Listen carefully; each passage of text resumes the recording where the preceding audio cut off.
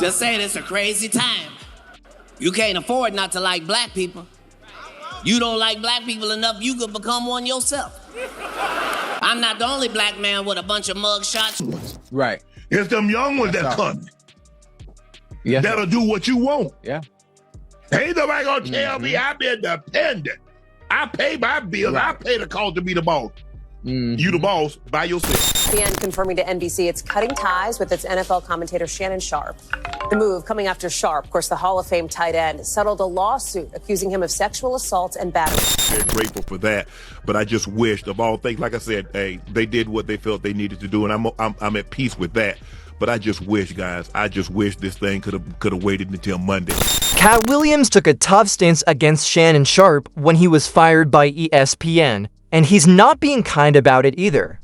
Essentially, Katt is saying that it's hard to feel sorry for Shannon since, after all that awful advice, he fell for the oldest trick in the book. ESPN decided to cut ties with Shannon, in case you missed it. The decision also came shortly after a $50 million settlement was reached between Shannon and OnlyFans model Gabriela Zuniga. The ridiculous part is that Katt had already tried to warn Shannon about the exact same situation. Sitting beside Shannon on Club Shay Shay, Katt sternly told him that if he played around with white women, he could end up getting caught. I think white women are as great as any other women. But I'm not gonna act like I'm not scared of them. I have a reason to be scared. You could be Kang the Conqueror, and they could take your rabbit ass down in 2 weekends. I'm grateful I'm not 56 and trying. You tried to say what you tried to say. I'm looking right at you. I know you looking at me. I ain't backing down. You better take your old ass and get somebody to love you. Even though I think white women are as amazing as any other women, I won't pretend I'm not afraid of them. I have a reason to be afraid. Even if you were Kong the Conqueror, they could beat your bunny ass into weekends. Monique later echoed the same sentiment and offered Shannon some wise dating advice. I'm thankful I'm not 56 and still out here trying, but try to articulate it. What exactly are you trying to say? My full attention is on you. I won't back down. Finding someone to genuinely love you would have been a smarter move. I didn't want to get with a white woman because I was scared she might have me running down the street like Jonathan Majors. Come on, Katt. Not because I didn't like white women. I think white women are as great as any other women. But I'm not gonna act like I'm not scared of them. I have a reason to be scared. You could be Kang the Conqueror, and they could take your rabbit ass down in 2 weekends. And that's the truth of the matter. So I stayed away from that. You see Jonathan Major, what he went through, Marvel dropped him as soon as the conviction came out. And you were telling the Hey, you saw that black woman come get his charge cut in half? Thank you, Megan Good. God bless you coming to save that slave. If he'd had to be there by himself, he was getting all four. Guilty. She came in there, was just so beautiful, they had to knock half of it off. Bless his heart. But no, Shannon decided to ignore all the warning signs and advice. And look where he is now, shamefully unemployed and scrambling. Instead of handling it wisely, he paid this model a massive settlement, got dragged through the headlines, and then ESPN cut him off. Moreover, any major network would now hesitate to hire a man whose most prominent headline is a settlement from a South African lawsuit. Now Katt Williams is saying, "I told you so." Those close to Shannon claim Katt doesn't feel sorry for him because Shannon had everything and foolishly ruined it. An insider also said Katt had a reason for warning Shannon about white women. Katt reportedly knew Shannon was manipulating the young OnlyFans model long before the lawsuit even began, and he saw the entire setup from miles away. Shannon may have thought he was commenting on the Jonathan Majors situation, but Katt was actually speaking directly to him, and that just proves once again that Katt has never lied, even if he's comedic. But Shannon refused to listen. Shannon's decision to pay the OnlyFans model millions of dollars in the hope that a settlement would save his job and reputation is ridiculous. Despite this, ESPN still fired him and cut ties, and Gabriela, the OnlyFans model, announced her retirement within 24 hours of the settlement being made public. To date, I've decided to retire from OnlyFans, Gabriella said on Instagram. Thank you for all the incredible support over the past few years. The life this community gave me is beyond my wildest dreams. I'm excited to share some new projects I'm working on, and I'll still be active on social media. I'm really looking forward to this next chapter. Shannon literally retired this woman, you guys. She claimed she received generational wealth from a racially fetishizing man in his 50s. You can't make this stuff up. That's why nobody is cutting Shannon any slack. This woman didn't just play him, she won the game. This is the same man who once said he wouldn't spend more than $30,000 on his daughter's wedding. Fans quickly condemned Shannon after leaked messages revealed that he admitted the OnlyFans model was paying him $25,000 for each cheating incident. Someone on X said it was necessary to expose Shannon's hypocrisy.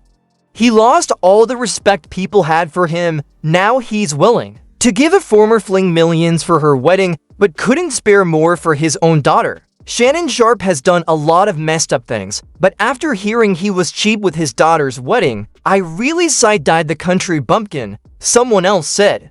You lost millions to a young white girl who saw you as an easy target. How dumb can you be? And if that wasn't bad enough, just days after Shannon agreed to pay Gabriella millions to settle the lawsuit, ESPN officially cut all ties with him. The worst part, ESPN didn't even release a formal statement. They declined to comment when People magazine reached out. On July 30th, Shannon addressed the situation on the Nightcap podcast. He told his audience that while he claimed to be okay with ESPN's decision, he had begged the network to wait until after his older brother, Sterling Sharpe, was inducted into the Pro Football Hall of Fame before announcing his termination. Shannon said he had to apologize to his brother because he knew the scandal and firing would overshadow Sterling's moment. But clearly, Disney and ESPN had no sympathy and ignored his request. Get started. Obviously, I'm sure everybody's heard the news by now that I will not be returning to ESPN. I found out this information a little earlier in the week, and really the only thing that I really ask is, like, guys, could we wait until Monday? My brother's going into the Pro Football Hall of Fame. I really wanted to be about him, and I wanted to be about my family. I know this coming out will overshadow everything that he's worked his entire life for. And unfortunately, it didn't happen that way. And so, as I told him, as I profusely apologized to him earlier today, he said, bro, stop apologizing. You don't have to apologize. I'm your big bro. I'm going to love you regardless. We all make mistakes. And he says, bro, I love you. So I'm done with this. You're done with it too. Move on. And I really enjoyed my time at ESPN. It gave me an opportunity to bring my audience that saw me really just grow. They saw me, Lakers in 5, and they saw me say all these analogies that my grandparents gave me, and I was able to bring that to ESPN. So I'm very, very grateful for that. But I just wished, of all things, like I said, hey, they did what they felt they needed to do, and I'm at peace with that.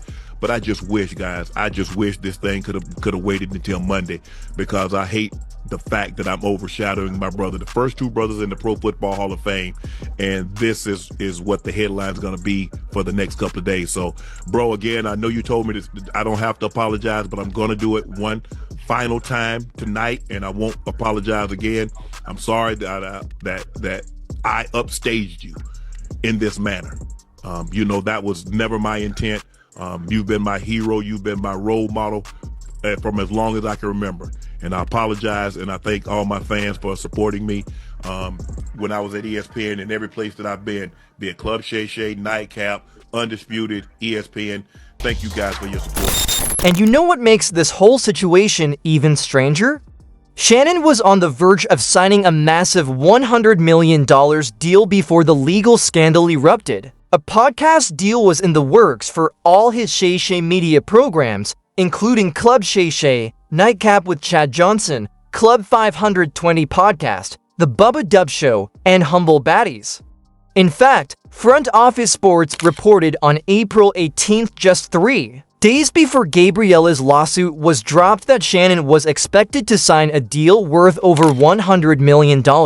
Not only did Shannon lose his job at ESPN, but he also ruined his chances of working anywhere under the Disney umbrella, which includes ESPN, ABC, Hulu, and just about every major network you can think of.